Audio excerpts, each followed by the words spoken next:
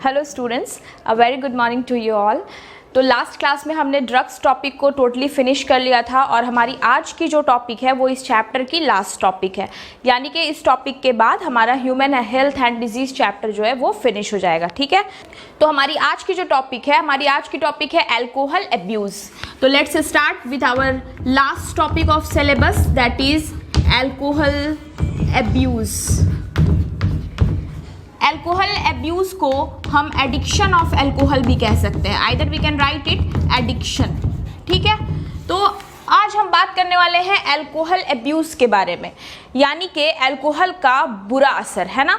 तो आज हम ये देखने वाले हैं कि कोई भी पर्सन अल्कोहल का एडिक्टेड कैसे हो जाता है, क्यों लोगों को अल्कोहल का नशा लगता है और ये हमारे सेहत के लिए कितना ज़्यादा ख़तरनाक है। ठीक है, तो अगर एक बात की जाए कि अल्कोहल की आदत कैसे लग जाती है, तो इसके पीछे कई रीजंस होते हैं। जैसे कोई इंसान काफ़ी प्रेशर में है और वो अपने प्रेशर को कम करना चाहता है, तो अपने नर्वस सिस्टम को वो स्लो डाउन करना चाहता है, वो सोचना नहीं चाहता अपनी परेशानियों के बारे में, तो वहाँ पर अल्कोहल की एडिक्शन लगती है। दूसरा नंबर हो सकता है कि वो अपने आपको रिजॉइसमेंट में लाने के लिए, अपने आप को खुश करने के लिए सोशल प्रेशर, अपने फ्रेंड सर्कल के प्रेशर में आकर अल्कोहलिक बन जाता है। मीन्स उसे ये चीज़ सिखाई जाती है या फिर एक इन्वायरमेंट क्रिएट किया जाता है।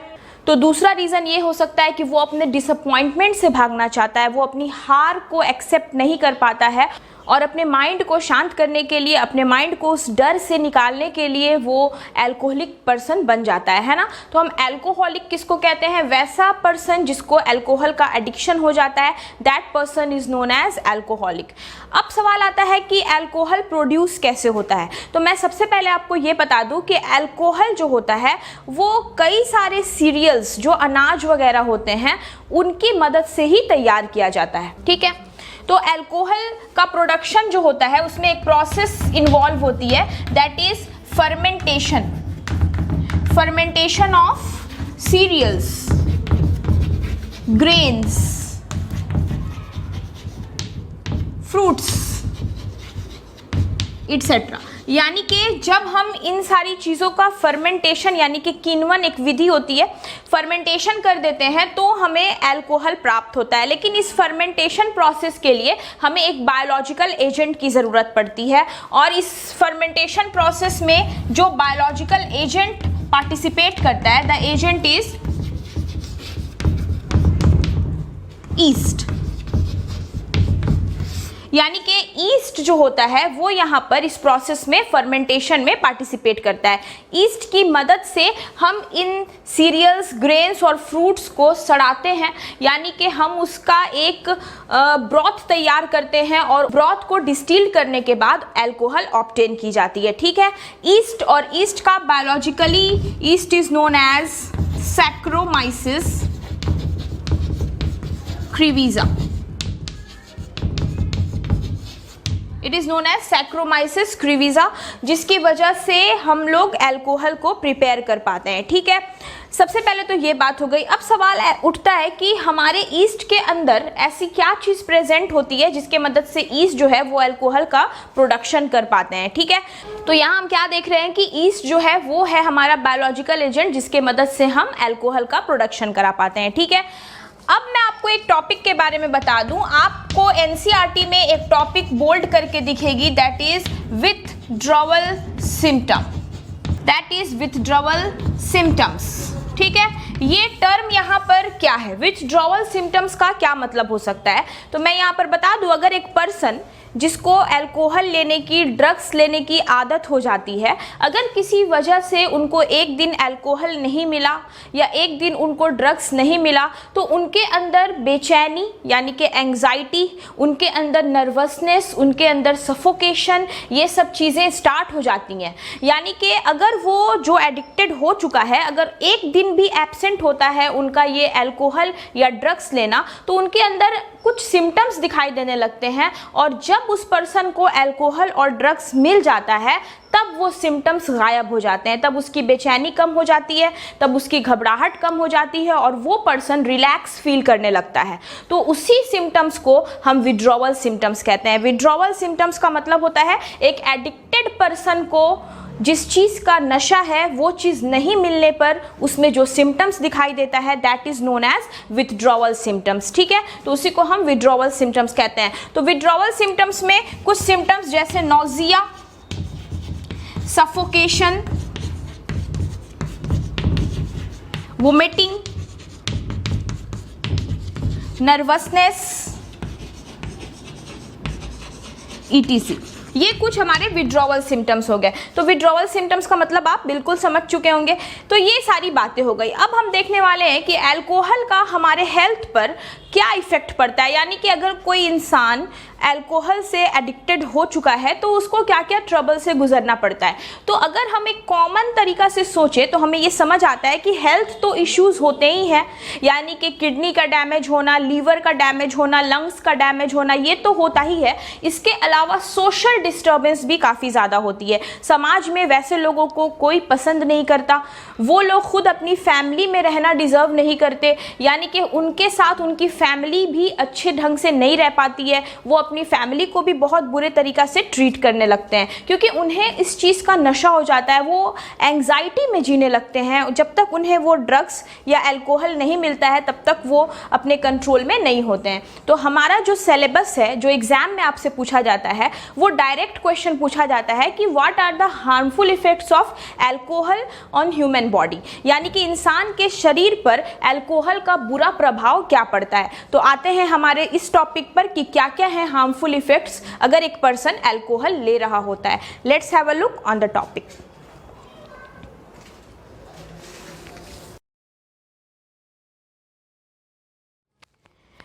Okay, now we are having the first effect on stomach. अगर हम बात करते हैं स्टमक पर अल्कोहल के हार्मफुल इफेक्ट्स, यानी कि हमारा जो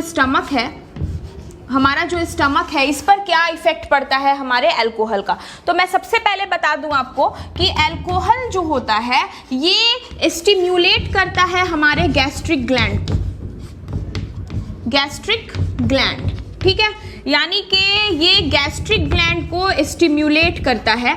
जाहिर सी बात है कि अगर गैस्ट्रिक ग्लैंड स्टिम्युलेट होगा तो इससे से ज़्यादा मात्रा में गैस्ट्रिक जूस जो होगी वो प्रोड्यूस होगी, यानी कि गैस्ट्रिक जूस ज़्यादा बनेंगी तो पर्सन जो होगा वो एपेटाइज़र होगा, यानी कि उसमें बहुत तेज़ी से बहुत ज़्यादा भूख लगेगी और बहुत ज़्यादा वो फूड का कंजम्पशन करेंगे, नंबर 1।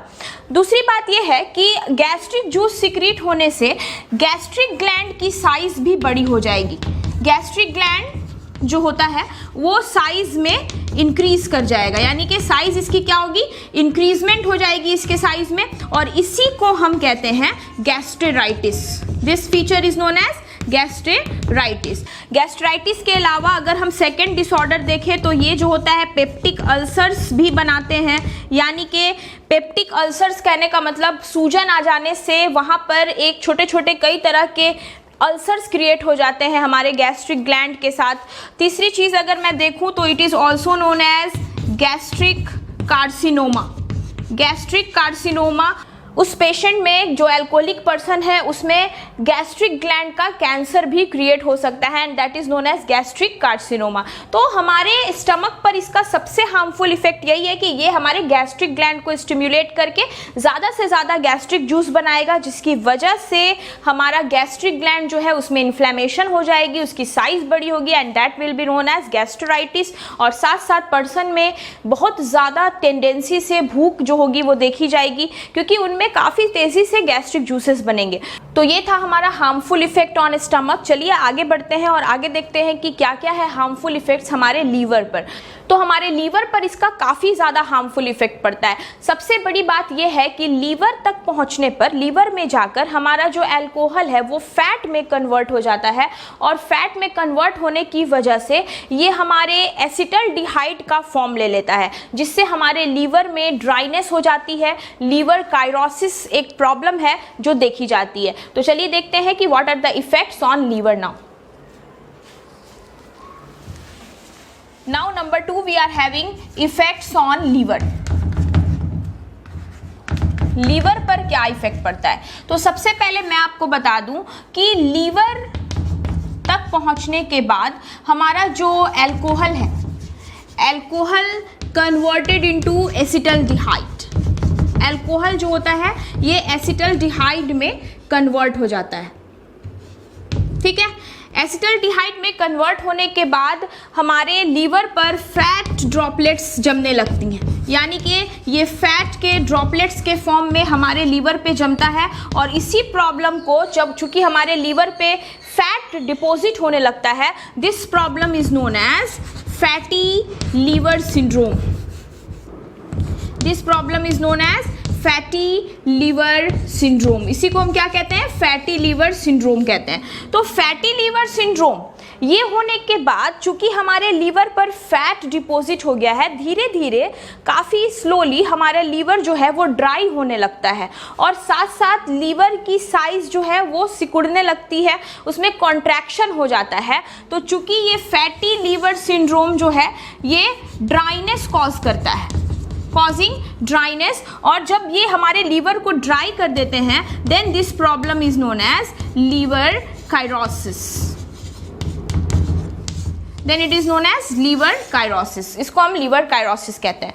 तो ये धीरे धीरे करके हमारे लीवर को कंप्लीटली डैमेज कर देगा, जिससे हमारे जो लीवर की खासियत है ग्लाइकोजन फॉर्मेशन, प्रोटीन सिंथेसिस जो लीवर हमारे लिए कर रहा था, वो सारी की सारी हैम्पर्ड हो जाती हैं और हमारे बॉडी में लीवर कार्सिनोमा भी देखा जाता है। हमारे लीवर में हेपेटाइटिस के सिम्टम्स भी नजर आने लगते हैं। तो इस तरह से ये हमारे लीवर के लिए भी काफ़ी ज़्यादा हार्मफुल होता है। जैसे आपने स्टमक और लीवर पर इसका हार्मफुल इफेक्ट देखा, इसका अगला हार्मफुल इफेक्ट हम देखेंगे कि what it causes inside our kidney.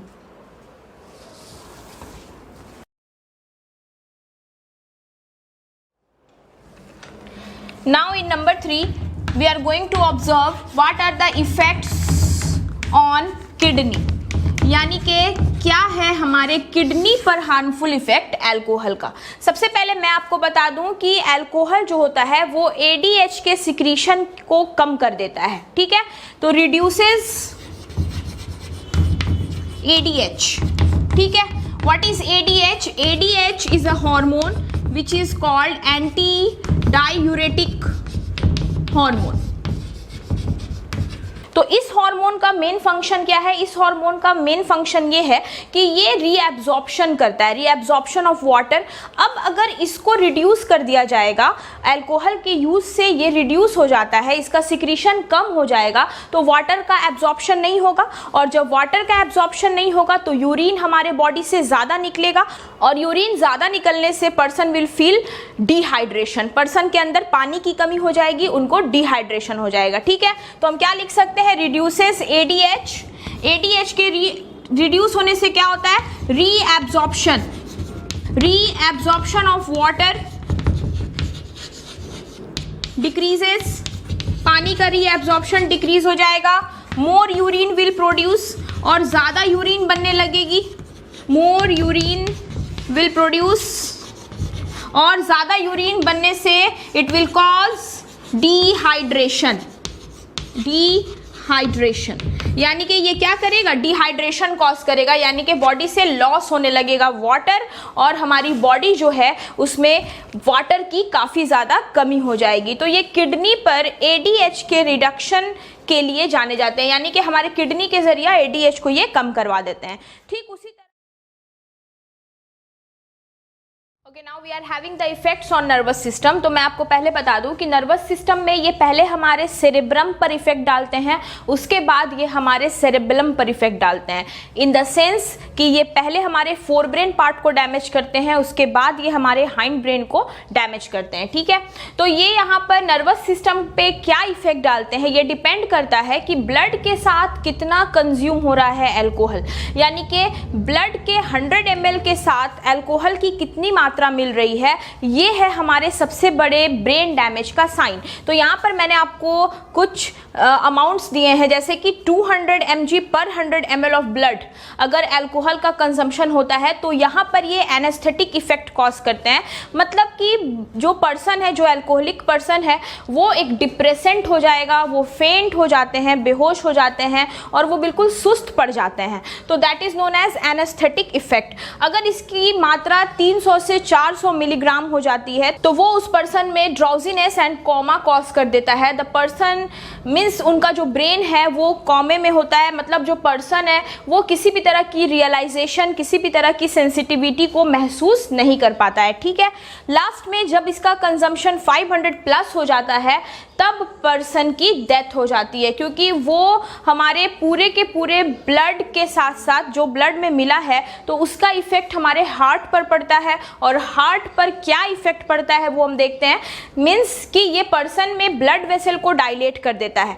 Blood vessel dilate होने से ऑटोमेटिक है कि ब्लड का प्रेशर बॉडी में बढ़ जाएगा, यानी कि हाइपरटेंशन, हाई ब्लड प्रेशर होने की वजह से, ब्रेडिकार्डिया की वजह से पर्सन को हार्ट अटैक हो सकता है और पर्सन जो होता है वो मायोकार्डियोपैथी से भी गुजर सकता है, जिसकी वजह से पर्सन की डेथ हो सकती है। ठीक है, तो ये सब हुआ जो एक पर्सन के ऊपर इसका इफेक्ट पड़ता है। लेकिन इस अल्कोहल या ड्रग्स का यूज़ करने वाले जो भी होते हैं, आई मीन टू से जो भी इसका अब्यूज़ करते हैं, उन लोगों के साथ साथ उनकी फैमिली पर भी इसका सबसे बड़ा इफेक्ट पड़ता है। जैसे कि तो अगर एक पर्सन अल्कोहलिक हो जाता है या ड्रग एब्यूज़र हो जाता है तो वो अपनी फैमिली को भी एनालाइज नहीं करता है और अपनी फैमिली के लिए जो रिस्पॉन्सिबिलिटीज़ होती है वो सारी वो खो देते हैं।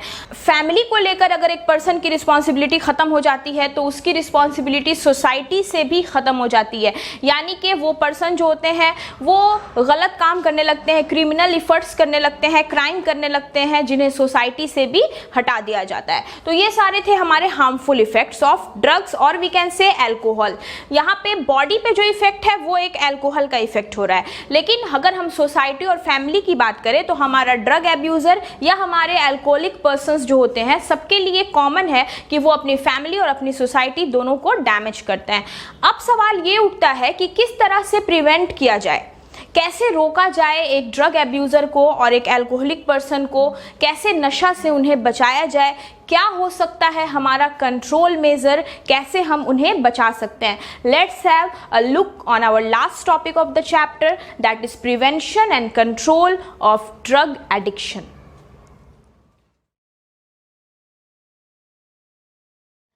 Now we are having the methods through which we can prevent or control the addiction of drugs or alcohol as well. तो अब हम ये देख सकते हैं कि हमें कैसे कंट्रोल करना चाहिए। सबसे पहला कंडीशन है अवॉइड अंडर पीयर प्रेशर, यानी कि सीधी सी बात है हमें प्रेशर नहीं देना चाहिए किसी भी चाइल्ड की। जो भी उसकी अपनी मेंटलिटी होती है, अपनी पर्सनालिटी होती है, we should respect their mentality. कोई चाइल्ड होता है जिसको स्टडी से लगाव होता है, किसी को स्पोर्ट्स से लगाव होता है, तो जिसका जो इंटरेस्ट होता है उसे उस तरह के इंटरेस्ट पे वर्क करने देना चाहिए। We should not give them और we should not push them under pressure कि आपको ये काम ही करना है। ये रिस्पॉन्सिबिलिटी पेरेंट्स की होनी चाहिए। Next is education and counselling. किसी भी स्टूडेंट को, किसी भी चाइल्ड को प्रॉपर एजुकेशन देना चाहिए, उनके हेल्थ से रिलेटेड जो भी मिसबिहेव वो करते हैं उन पर ध्यान देना चाहिए, उनकी अच्छी से अच्छी काउंसलिंग होनी चाहिए ताकि वो अपने आसपास के इन्वायरमेंट को समझ सके, अपने हेल्थ हैज़ार्ड्स का ख्याल रख सके। तो ये सारी चीज़ें हमें करनी चाहिए। Our third category is seeking help from parents, यानी कि जैसे पेरेंट्स से भी मदद लेनी चाहिए। आपको किसी भी तरह के डिप्रेसेंट या किसी भी तरह का सदमा या किसी भी तरह का एक हर्ट या कुछ भी इस तरह की बात होती है तो उसे अपने पेरेंट्स से शेयर करना चाहिए। In case you are having your close friends, आपको अपने दोस्तों से शेयर करना चाहिए ताकि आपके अंदर का ये जो डिप्रेशन है वो बाहर आ सके और आप खुलकर लाइफ जी सके, आपको किसी भी तरह के एडिक्शन की आदत ना हो। Next, looking for danger science. अगर किसी भी तरह का डेंजर साइंस दिखता है, जैसे कि एक ग्रुप अगर डिस्टर्ब करने वाला ग्रुप दिखता है या आसपास का माहौल अच्छा नहीं दिखता है या उस चाइल्ड में कुछ अलग फीचर्स दिखाई देने लगता है, द पर्सन और the child wants to leave alone, अकेलापन रहना या फिर वो एक सुस्ती रहना, तो ये सारी चीज़ों पे ध्यान देना चाहिए और तुरंत ही एक बेस्ट साइकाट्रिस्ट या जो डी एडिक्टेड मैनेजमेंट होता है उससे मिलना चाहिए। जैसे कि पर्सन रिहैबिलिटेशन सेंटर से भी जुड़ सकते हैं, अलग अलग प्रोग्रामिंग से जुड़ सकते हैं जिससे कि अलग अलग तरह के साइकोलॉजिकल फैक्ट्स बताए जाते हैं जिससे कि पर्सन अपने हेल्थ का ख्याल रख सकते हैं। Lastly we are having professional and medical help लेनी चाहिए। जाहिर सी बात है कि इन सब से निकलने के लिए हमारे कई तरह के प्रोफेशनल और मेडिकल सेंटर्स बनाए जाते हैं जहां जाकर पर्सन इस चीज़ से फ्री हो सकता है। और जब एक पर्सन में नशे की आदत छूट जाती है, अल्कोहल की आदत छूट जाती है, then that term is known as dealcoholism. Dealcoholism का मतलब होता है कि पर्सन के अंदर से अल्कोहल का नशा खत्म हो चुका है। ठीक है, तो ये जो तरीका है, ये तरीका सिर्फ अल्कोहलिक पर्सन के लिए नहीं है, बल्कि ये हमारे टोबैको, हमारे जो स्मोकिंग करने वाले लोग होते हैं, जो स्मोकर्स होते हैं, वो सब इस तरीके से अपने आप को सेव कर सकते हैं। और जाहिर सी बात है कि अगर आप अपने आप को सेव करते हैं तो ही आप अपने आने वाले जनरेशन को सेव कर पाएंगे, बिकॉज आपसे ही लीड करेगा आपके आने वाला आगे का जनरेशन। इसलिए खुद को सेव करें ताकि आप आगे वाले इंसान को भी सेव कर सकते हैं। Thank you very much. और ये था हमारा आज का लास्ट टॉपिक, और इसी के साथ हमारा हेल्थ एंड डिजीज चैप्टर होता है फिनिश। नेक्स्ट वीडियो में very soon we are going to start with our second chapter, that is sexual reproduction in flowering plants. See you soon.